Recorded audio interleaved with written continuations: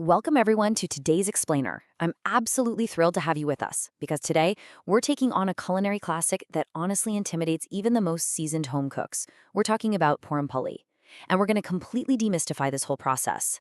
If you've ever tried to make this iconic stuffed flatbread and just ended up with a massive broken disaster in your kitchen, well, you're in the exact right place. We're going to break down the science and the technique together, uncovering those super specific steps so your next batch turns out absolutely flawless. Okay, let's dive into this. Why does the purin get thin? It's literally the ultimate beginner frustration. You spend all this time carefully cooking down your sweet lentil filling, the purin, and right when you think, okay, I'm ready to stuff my flatbread, it just turns totally runny. A thin, watery filling completely ruins the whole shebang. It oozes out of the dough, it burns right onto the pan, and it just leaves you wanting to pull your hair out. Validating that frustration is our first step today, because once we realize that a runny filling is the absolute most common pitfall, we can attack the problem head-on and fix it for good. So, how exactly do we conquer this? Let's start with part one, perfecting the purin, the filling. Getting this right is really all about understanding how the mixture behaves when you take the heat away. First up, you mix in your aromatic spices, specifically your cardamom and nutmeg powder. Just imagine that incredible, warm aroma filling up your kitchen as you stir those in. But here is the absolute secret to fixing a watery filling. The second those spices are mixed in, you've got to turn off the gas. Don't keep cooking it down in a panic. Actually, scratch that instinct completely, because the real magic happens off the heat. By just stepping back and letting the hot mixture set and cool completely, it naturally thickens and solidifies. It's this resting phase that magically transforms what looks like a super thin paste into a perfectly dense, workable filling. Now, with our filling sorted out, let's move right into part two, the right kneading technique for mastering the kanik, our dough. Now, what's really interesting here is this specific, totally non-negotiable number, 3 to 4. When you're prepping your dough, kneading it continuously with a little bit of oil for exactly 3 to 4 minutes is absolutely crucial. I mean, it might sound super simple, right?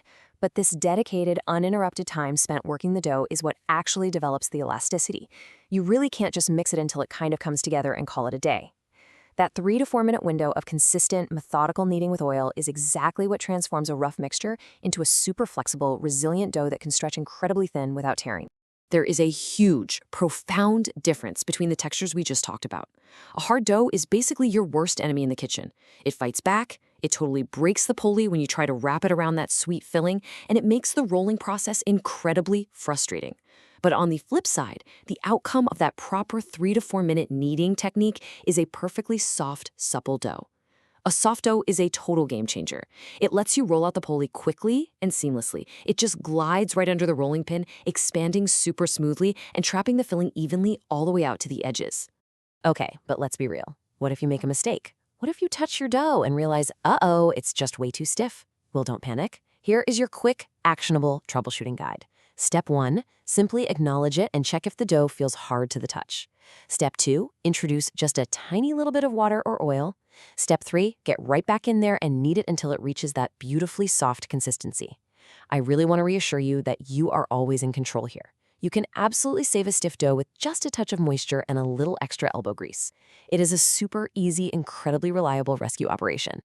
And that brings us to our final takeaway for today. Master the filling by letting it cool and set entirely off the heat. Master the dough by truly committing to that 3 to 4 minute kneading process with oil. If you respect these two foundational pillars, you are never going to fail at Puran Poli again.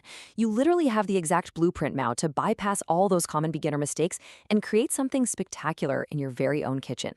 So I'm going to leave you with this thought. Knowing exactly how simple it is to fix a watery filling and a stubborn dough, what is stopping you from rolling out your very first perfect batch today? Thanks so much for joining me on this explainer, and happy cooking.